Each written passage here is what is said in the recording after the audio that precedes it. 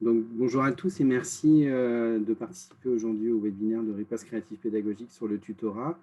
Nous allons donc avoir 4 intervenants aujourd'hui pour échanger autour de la formation des tuteurs étudiants, des différentes stratégies prises par les fédérations étudiantes et par les universités pour former ces tuteurs étudiants à diverses compétences pédagogiques, accompagnement, méthodologie. Donc, on pourra échanger justement entre les interventions sur ces questions de quelles sont les intentions, quels sont les objectifs de formation derrière les dispositifs. Et puis, à la fin, on essaiera d'animer une petite table ronde débat autour de quelles étaient les intentions, quelles sont les intentions croisées des établissements, et si possible, un peu avoir de résultats, échanger sur les résultats en termes de formation des étudiants, transformation peut-être du milieu étudiant, peut-être déjà visible sur ces questions par le tutorat.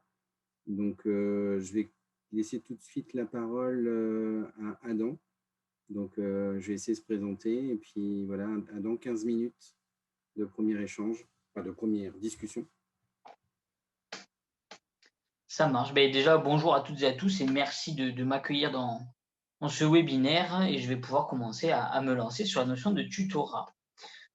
Donc, pour commencer, hop là. Donc, moi, je suis Adam Calvé, chargé de mission de tutorat à l'AGEMP, qui est donc l'Association générale étudiante de Midi-Pyrénées. Qu'est-ce que c'est cette association? En fait, c'est une fédération territoriale étudiante dans le sens où on a plusieurs associations locales, l'association des étudiants en médecine, en droit, etc., qui adhèrent chez nous. Et nous, on a donc plusieurs objectifs. Le premier va être donc la coordination de ces différentes associations pour qu'elles puissent travailler ensemble, échanger, etc. De par ce regroupement d'associations, on a un rôle de représentation des étudiants via la plaidoirie, que ce soit dans les universités avec les élus par exemple, auprès des collectivités territoriales, etc. Et enfin, on va avoir un rôle d'animation de la vie étudiante via nos projets. Je pense notamment aux distributions de première nécessité en lien avec la crise, mais aussi, ce qui nous intéresse aujourd'hui, le pôle tutorat qui a été monté en octobre 2020 et que j'ai pu initier au sein de l'AGEMP. Donc, avant de continuer un petit peu sur la présentation, je vais vous donner la définition que j'ai en tête quand je vais vous parler de tutorat aujourd'hui, parce que des fois, les représentations sont un peu différentes. Donc, pour partir avec la base commune, pour moi, lors de cette présentation, le tutorat sera toute relation d'aide entre deux personnes tuteur-tutoré, dont le but est de faciliter l'apprentissage. Ce temps est offert soit pour accompagner un apprenant qui éprouve des difficultés, soit pour apporter un contenu particulier ou complémentaire à celui de l'établissement de formation. Bon, moi, dans ce contexte-là, je vais vous présenter quelques-unes de mes missions qui vont nous intéresser pour ce soir. En premier lieu, on va pouvoir parler de l'accompagnement des tutorats locaux monofilières. J'expliquerai ce que j'entends par là juste après. Sur lequel je vais avoir un rôle de formation des responsables de ces tutorats, mais aussi un rôle de suivi. Et ensuite, une deuxième grande mission, c'est la gestion du tutorat interfilière de la GEMP, qui lui n'est pas une association adhérente chez nous, mais bien un dispositif que nous mettons en place, sur lequel je vais avoir des missions de management et de formation des tuteurs. Donc, vis-à-vis du tutorat local monofilière. Alors, schématiquement, c'est au niveau de l'organisation de ces tutorats, c'est à peu près ça. C'est-à-dire qu'on va avoir une association qui va être gérée par des gestionnaires de l'association, souvent appelés présidents, vice-présidents de l'association, qui vont organiser, gérer ces équipes. Dans les équipes, on va retrouver les tuteurs qui sont très souvent des étudiants en fin de cursus qui vont accompagner des étudiants qui sont plutôt en début de cursus. Et en fait, c'est justement parce que ces étudiants ont déjà vécu ces débuts de cursus qu'ils vont pouvoir profiter de l'expérience qu'ils ont, de la prise de recul qu'ils ont pour accompagner ces étudiants. Cet accompagnement, il peut se faire tant sur la compréhension des contenus de cours, et du coup, ça va être un petit peu un accompagnement par matière. Par exemple, le meilleur de promo en chimie va venir aider les étudiants de la promo d'en dessous en chimie pour mieux comprendre les cours.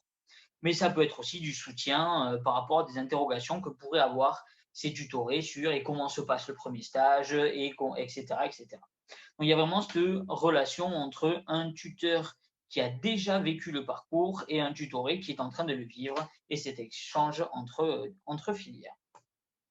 Moi, vis-à-vis de ces tutorats locaux, monofilières donc, je vais avoir donc un rôle de formation. En effet, il y a un turnover énorme dans ces structures-là. Très souvent, ce sont des bureaux élus pour 1 an, qui veut dire que chaque année, ce n'est pas les mêmes personnes qui se retrouvent gestionnaires de l'association. Et c'est pas quelque chose qui est inné, c'est quelque chose qui s'apprend. Et on se retrouve avec des étudiants parfois en difficulté pour tout ce qui va être organisation, management, gestion des conflits, etc. Et du coup, moi, je vais avoir pour rôle, en lien avec ma structure, de pouvoir les accompagner sur ça en leur proposant des formations. Ces formations, elles vont venir dès le début, dès la création de l'association, si elle se crée en ce moment. Parce que les tutorats peuvent se créer de façon complètement spontanée, mais on peut y apporter un petit peu de méthodologie pour faire en sorte qu'elle soit le plus efficace possible. Je pense notamment, si on revient sur la définition, le but était d'accompagner des étudiants qui avaient des difficultés. Le tout est déjà de savoir quelles sont ces difficultés. Donc, je vais les accompagner sur tout ce qui va être de la démarche du diagnostic des difficultés de ces étudiants, de comment on va pouvoir répondre à ces difficultés, quelles sont les méthodes, les organisations qui peuvent être apportées vis-à-vis de ça. Bref, vraiment un accompagnement sur la création. Ça peut venir aussi sur l'organisation interne. Comme je le disais, c'est pas forcément simple quand on est étudiant, qu'on a 18, 19, 20 ans, de pouvoir manager une équipe, de gérer des conflits, etc. Du coup, on propose aussi des formations de gestion interne de ce tutorat. Mais aussi des formations de relations externes parce qu'un établissement, une université, c'est tout un écosystème. Et quand on vient se greffer à cet écosystème, alors un tutorat, ça peut bouleverser cet écosystème. Ça peut le bouleverser en bien, c'est un peu antinomique, mais ça peut modifier cet écosystème en bien, très bien se passer, comme être source de tension. On a déjà eu des cas où certains référents pédagogiques, formateurs se sentaient comme volés de leur travail vis-à-vis de ce tutorat et il pouvait y avoir des relations conflictuelles. Et là, le but justement, c'est de faire en sorte qu'il y ait une certaine complémentarité et le faire le plus en douceur possible pour pas qu'il y ait ce conflit qu'il puisse y avoir. Et parce que cet accompagnement n'est pas que de la formation, on a mis en place une politique de suivi où régulièrement je suis en rendez-vous avec ces gestionnaires d'associations pour leur demander comment ça va, quelles sont les problématiques actuelles et où je peux leur apporter un point de vue extérieur à leurs problématiques. Par exemple, le tutorat en soins infirmiers en début d'année avait des problématiques pour rentrer en contact avec les nouvelles promotions parce qu'on est tous confinés et que c'était difficile de rentrer en contact, ben, j'ai pu leur dire comment essayer certaines choses, leur donner des contacts de d'autres tutorats qui avaient déjà été soumis à ces problématiques et qui ont trouvé des solutions. Bref, voilà. Un rôle un peu extérieur sur leurs problématiques. Vis-à-vis maintenant du tutorat interfilière de la GEMP, qui était donc la deuxième partie de mes missions, c'est un tutorat qui est très à part de ce que je viens de vous présenter. Je vais essayer de vous expliquer pourquoi. Le tutorat que je viens de vous présenter précédemment, c'est donc un tutorat local qui était déjà monofilière. Donc souvent, c'était les étudiants d'une seule filière qui accompagnent les étudiants en début de cursus. Là, on est sur un tutorat qui est interfilière au sens où il est censé pouvoir inclure les étudiants de toutes les filières qui existent dans l'enseignement supérieur. En réalité, on ne les a pas toutes, mais pour vous donner des exemples, on va avoir des étudiants en sciences politiques, en sciences de l'éducation, en STAPS, en santé, en podologie, ergothérapie, etc., etc. Et du coup, ce sont ces étudiants de toutes ces filières qui vont travailler ensemble. Et parce qu'on n'est pas sur une même filière, c'est très difficile d'expliquer à des étudiants en début de cursus leur propre cours, parce que pour le coup, un étudiant en soins infirmiers va avoir du mal à expliquer à un étudiant en maths ses équations, parce qu'on n'a pas vu les mêmes matières. Du coup, pour que ça ait quand même une cohérence, on ne se centre pas sur les matières, contrairement au tutorat local, mais sur les compétences. En effet, l'idée est que on a des compétences communes à beaucoup de filières, voire même certaines fois toutes les filières, mais parce qu'on n'est pas dans la même filière, on n'a pas la même vision de cette compétence. Et donc l'idée, c'est justement de mixer le point de vue sur cette compétence commune, mais avec des points de vue différents pour apporter une vision plurielle de cette compétence qu'ensuite on propose à l'ensemble des étudiants. À l'heure actuelle, on travaille sur 4 compétences. La première qui est auto-bien-être, qui part pour principe qu'on peut être acteur de sa santé et que quand on est en bonne santé, on peut avoir une meilleure réussite dans les études. Donc là, c'est le point de vue des différents soignants par rapport à ça. On l'a notamment adopté au confinement, qui est un petit peu la thématique de l'année. La deuxième, c'est réseau de santé qui vient identifier le rôle des différents soignants dans le parcours patient. La troisième, qui va bientôt arriver fin juin normalement, c'est méthodologie d'apprentissage. Elle vise à répondre à un constat qui est que très souvent, les étudiants ont entendu la phrase suivante qui est trouve ta propre méthode de travail, mais rarement cette phrase a été accompagnée de méthodes de travail duquel ils pourraient s'inspirer. Du coup, l'idée est de proposer tout un tas de méthodes, d'astuces pour que l'étudiant puisse choisir, piocher ce qui lui correspond pour favoriser la réussite scolaire. Et enfin, dernière compétence qui va arriver encore un petit peu plus tard, mais avant la rentrée prochaine, c'est la compétence de littératie qui vise à trouver, critiquer, évaluer, restituer une information, parce que c'est à la fois un enjeu de sérieux du contenu qu'on va produire, mais aussi un enjeu de santé publique, car il a été démontré qu'il y a une corrélation entre faible niveau de littératie et faible observance des mesures de prévention.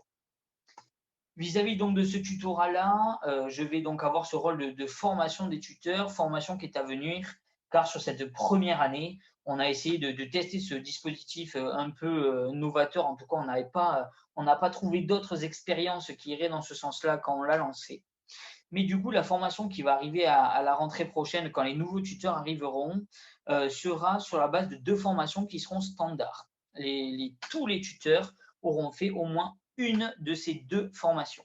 Donc, une formation en littératie, car comme je l'ai expliqué précédemment, la littératie, c'est être critique de l'information qui nous entoure et savoir la restituer. Et comme nous, on a pour vocation à produire du contenu sur des compétences, il faut que les personnes qui sont en charge de cette production soient sur un contenu qui soit sérieux. Donc, on aura cette première formation qu'on est en train de réfléchir, notamment avec une association de pédagogie soignante et les maisons de jeunes et la culture qui font une campagne sur les désinformations. Donc, on est en premier contact pour monter cette formation-là. La deuxième formation, dont ces 2-là sont en présentiel, probablement sur une après-midi. La deuxième est autour de l'andragogie. Donc, en fait, ça, on s'inspire de quelque chose qu'on connaît déjà dans nos fédérations, où en fait, on forme des formateurs étudiants qui sont entraînés à faire des conducteurs de formation, à qui on apprend l'importance d'un energizer, d'un ice-breaking game, d'un jeu brise-glace, pardon. Bref, toutes ces méthodes socio-constructivistes, etc., qui font qu'on sort du tout transmissif et qu'on peut permettre aux étudiants d'échanger. Et en plus de ces 2 formations standards, comme notre but à nous, c'est d'avoir des experts de ces compétences pour qu'ils puissent intervenir auprès des étudiants sur ces compétences, il y aura donc des événements de formation au niveau de chacune des 4 compétences expliquées au-dessus, sous la forme voilà, d'un petit atelier, une après-midi, 1 ou 2 heures. Il faudra voir exactement les disponibilités l'année prochaine. Et aussi toute une part de formation continue, où là, mine de rien, ce sont des étudiants. Les étudiants sont habitués à tout ce qui va être évaluation sous forme de QCM.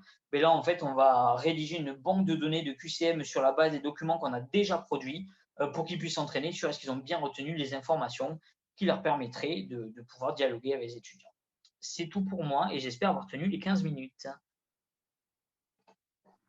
Merci beaucoup, Adam, de cette explication. Est-ce qu'on a des premières questions de précision ou de réaction vis-à-vis de ce qu'Adam a dit? Oui, Émilie?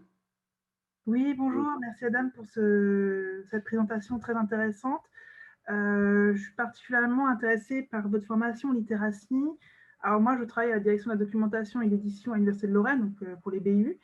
Et je voulais savoir justement, vu que l'évaluation de l'information, etc., c'est un peu notre cœur de métier aussi, si vous aviez consulté ou intégré un peu les BU, les différents établissements auxquels appartiennent les associations de votre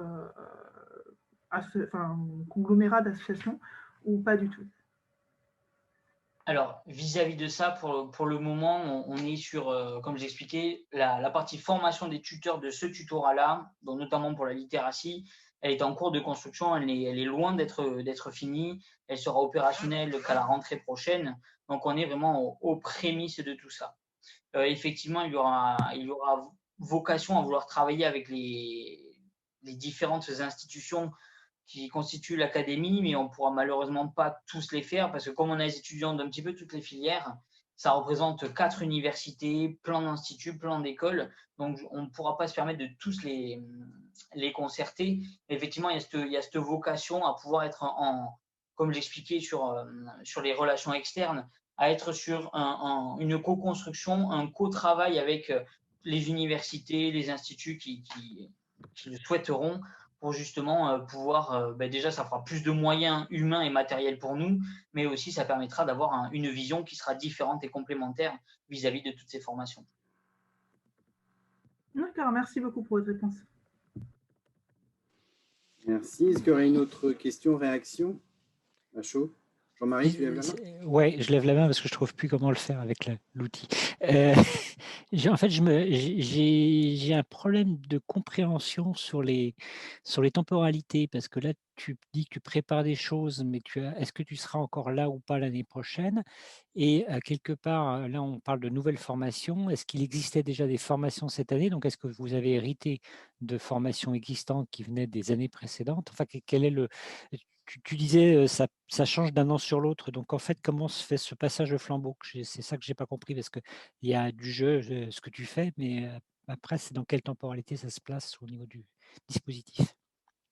C'est ça. Alors du coup, c'est vrai qu'on a une temporalité qui est complexe parce que à la fois la formation étudiante, donc par exemple ce qu'on peut faire pour les cadres associatifs, c'est quelque chose qu'on fait depuis très longtemps dans les fédérations. Chaque année, on a des week-ends de formation de formateurs où on apprend justement toutes ces techniques que j'expliquais et qu'on va reprendre pour la formation andragogie. Mais pour ce qui est de la formation des tuteurs purs, c'est quelque chose qui est tout nouveau dans le sens où ce poste en fédération de territoire n'existe que depuis octobre dernier. Et comme on a déjà essayé d'innover avec ce nouveau tutorat, avec une approche par compétences, interfilière, etc., ça a été difficile pour nous de à la fois former et faire en même temps.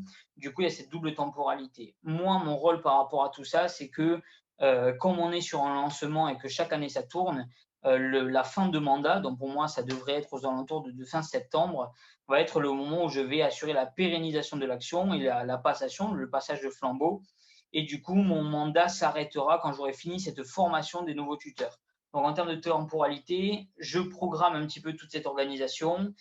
Durant l'été, je travaille avec mon successeur potentiel, toutes ces choses pour qu'il puisse reprendre. En septembre, on met tout ça en place et dès que toute la formation est finie, moi, je me retire de tout ça et c'est la personne qui m'aura accompagné en début de mandat sur toutes ces choses-là qui prendra la suite et qui continuera ces choses-là.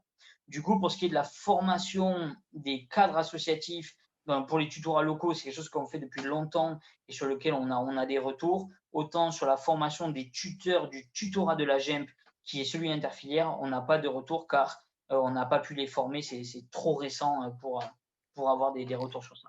D'accord, donc en gros, vous transférez un dispositif annuel sur un nouveau cadre qui est le tutorat. Clair pour moi, merci. Laurence a levé la main. Oui, j'ai levé la main. J'avais une question concernant justement, alors ces tuteurs qui ne sont pas encore formés, mais voilà, ça ne va pas tarder. Quelle est la reconnaissance universitaire pour ces tuteurs, que ce soit en termes de reconnaissance salariale ou des compétences justement qu'ils ont développées? Est-ce qu'il y a un endroit, il y a une reconnaissance dans le cadre de leur formation, de badge de compétences ou... Alors, vis-à-vis de ça, donc à l'heure actuelle, il n'y a pas de reconnaissance vis-à-vis de ces tuteurs-là.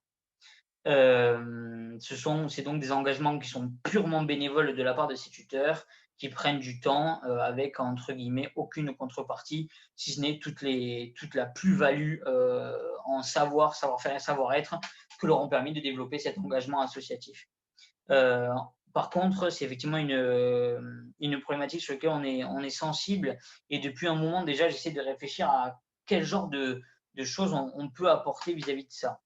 On a affaire à un frein majeur, c'est que comme on a des étudiants d'instituts ou d'universités complètement différentes et que chacune fonctionne différemment, à l'heure actuelle, on a du mal à définir un modèle qui serait global pour tous parce que, par exemple, l'Université Toulouse 1 va promettre quelque chose, l'Université Toulouse 2, ça va être une rémunération, enfin une indemnisation, pardon, Toulouse 3, ça va être des crédits, etc., qui fait qu'en fait, je n'arrive pas à avoir cette homogénéité parce que chaque institut ou université duquel viennent mes différents tuteurs n'ont pas du tout les mêmes fonctionnements. Donc, à l'heure actuelle, on a vraiment ce problème-là. Du coup, on a commencé à réfléchir un petit peu avec les collectivités territoriales. Je sais qu'il y avait le département de Haute-Garonne qui fait un pass de valorisation des compétences où en fait tous les étudiants qui ont eu un engagement associatif peuvent les contacter et une espèce de bilan de qu'est-ce qui a été fait ou pas pendant le mandat. Et là, du coup, ils ressortent avec leur pass qui, entre guillemets, certifie qu'ils ont développé telle ou telle compétence. Ça n'a pas une très grande valeur, mais c'est déjà un début de reconnaissance de ce qu'ils ont pu faire. Donc, c'est probablement quelque chose qui va se travailler là dans les prochains mois, voire prochains mandats. C'est justement qu'est-ce qu'on peut faire pour ces étudiants. Est-ce qu'on uniformise ou non? Est-ce que les établissements seraient prêts à uniformiser pour ce dispositif-là? Ou est-ce qu'on décide de faire une reconnaissance qui ne serait pas la même pour tout le monde et certains seraient indemnisés, d'autres auraient des crédits, etc. Bref, il y a une vraie problématique d'uniformisation autour de ça. Merci Adam.